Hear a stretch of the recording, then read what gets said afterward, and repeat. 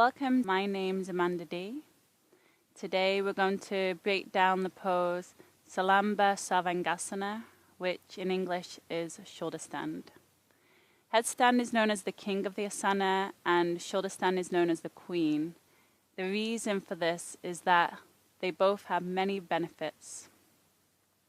Walking around all day, we have gravity on our bodies, which puts a lot of pressure and weight on our organs, especially our heart, because the heart has to pump the blood all the way down to our feet. So when we reverse this, you could say that we're reversing the aging process, and it allows the legs to drain from blood so that it prevents varicose veins, spider veins, swollen ankles, and it also gives the heart a rest.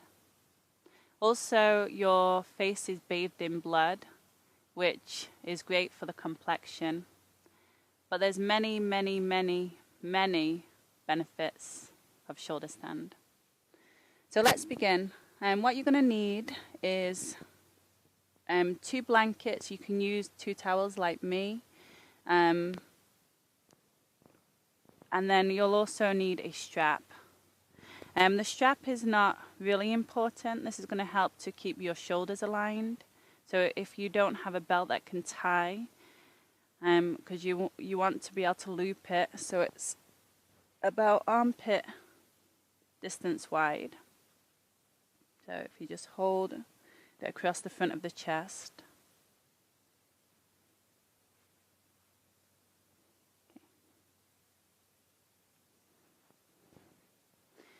Now you're going to extend your legs forward. I want you to just use the blankets to sit on, just to elevate the seat, whether you need that or not. Slide the flesh back from the sit bones. We're just going to start with a hamstring opening, just to prepare the body. Take your fingertips next to your knees, and then inhale into cow spine, tilting the pelvis forward, lift the heart. So this is what you do want. Exhale, pull back around. This is cat spine, tilting the pelvis back. This is what you don't want in your lower back. Inhale, cow. Exhale, cat. Inhale, cow. Exhale, cat spine.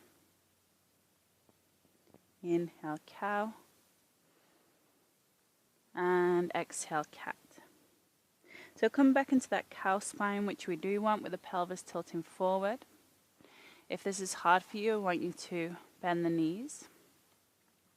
Press through the heels. Inhale, reach your arms up.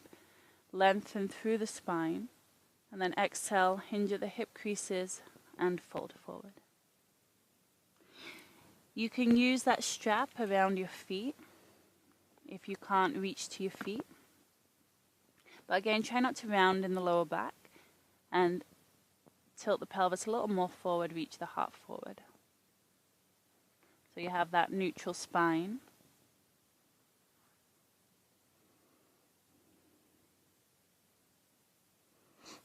Press through your inner feet, draw your outer feet towards you. This is called Paschimottanasana.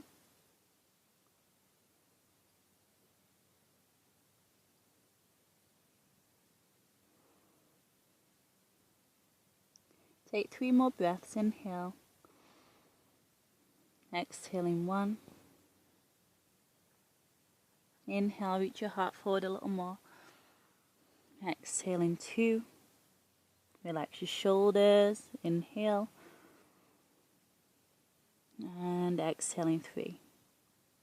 If your hamstrings are tight, stay here a little bit longer. And then roll yourself up. So now, I want you to make sure that when you stack the blankets, you want the knee to edge at the back. And make sure there's no bumps, because that's going to distort the body, distort the spine, which you don't want. Take the front of your mat, and then you're going to fold it over. And you want a little bit of space of the blanket. This is for your neck, so that it doesn't get, the skin of the neck doesn't get pulled on the mat.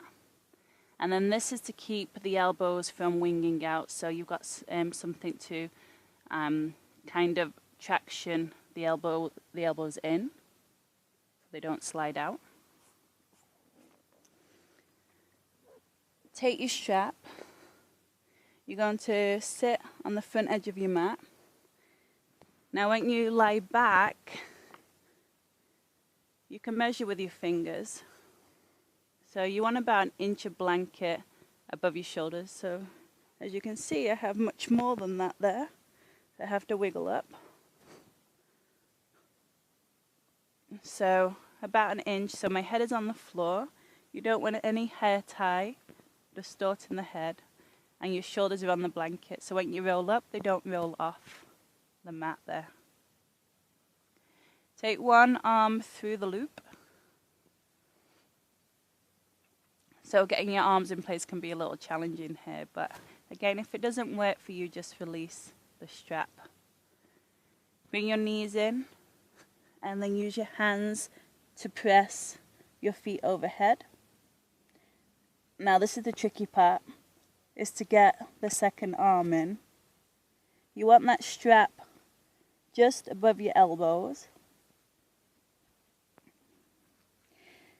Now from here, if you lean over to the side, you turn your palm face out to get the shoulder underneath you. And then do the same with the other arm, so that the shoulder blades come together on the back and the neck spine is lifted. Then from here, take your hands to your lower back. This is called Halasana plow pose. Try to reach the sit bones up so you're not rounding in your lower back, and open your throat.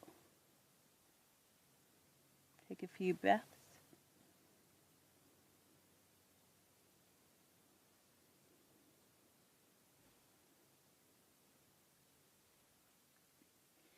And then lift in one leg up, and then the other leg up. Walk your hands up towards your shoulder blades. You want the weight between your shoulders and your elbows, not in your head. So move your feet back and your hips forward. Keep the throat slightly open. Press down from your elbows to your shoulders, and you'll feel the shoulder blades come more on the back. You can flex your feet, or you can flaunt your feet, which is a mixture of pointing and flexing the toes.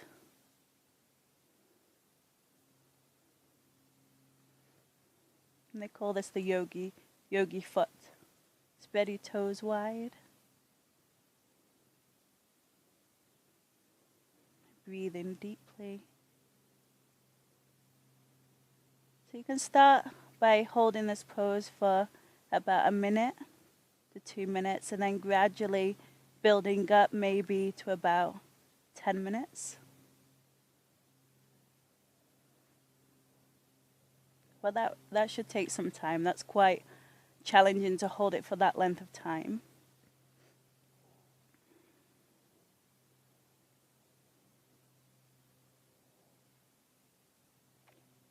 Squeeze your legs in towards each other so you draw into the midline. Maybe walk your hands a little further down towards your shoulder blades. Feet back, hips towards your face. Press your shoulders to elbows down.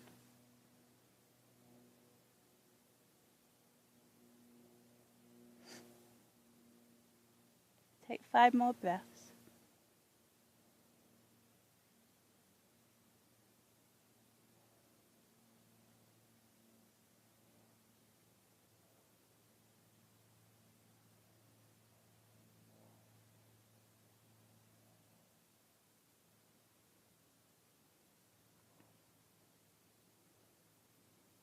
And slowly bring your feet over your head.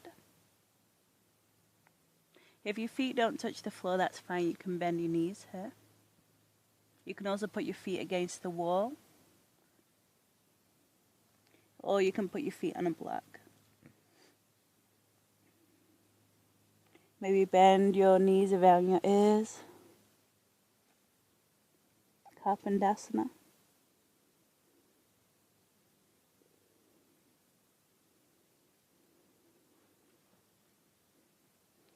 And taking the strap off. You can also have someone help you with that. Take your hands to the floor behind you.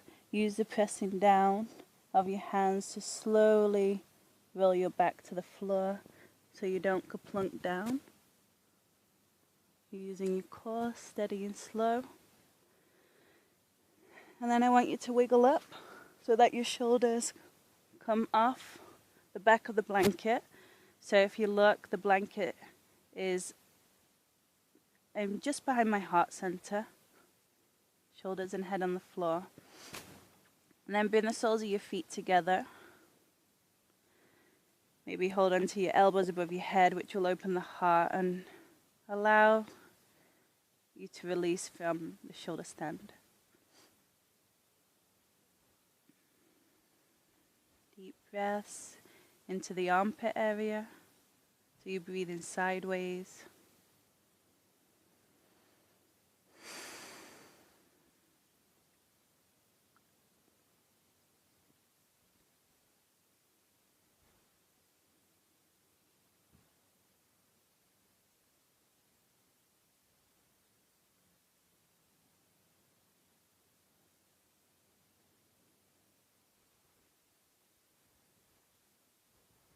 Again, you can stay here as long as you want. We're just going to roll over onto the side. So it's a good idea not to come straight up after you invert, because you can get a little lightheaded and dizzy. So that's why it's good to lie there for a moment. Undo your blanket, undo your mat. Take your blankets out of the way. And then we're just going to counter that with Matsyasana, fish pose. So take your hands next to your hips, bring your elbows down to the floor, and then just curl your tail under so your lower back lengthens.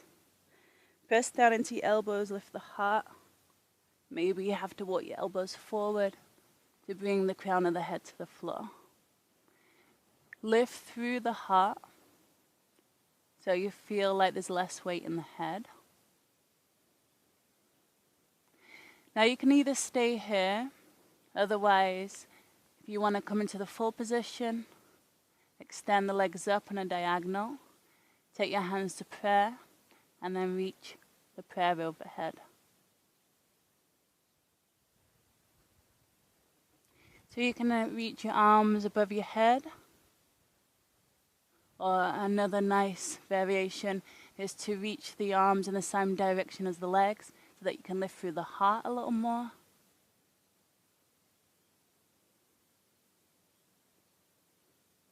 Take your hands to the back of the legs. Slowly lower your legs down. Press into your elbows. And then release yourself down. Give your legs a little wiggle from side to side. And you can hug your knees into your belly. And this is a great way to finish the class, any class that you might do.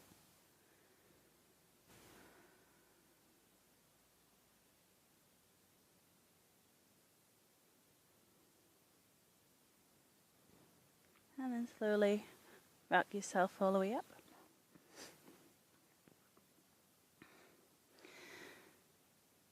So thank you for joining us. That pose was Salamba, Sarvangasana, which is shoulder stand. Namaste.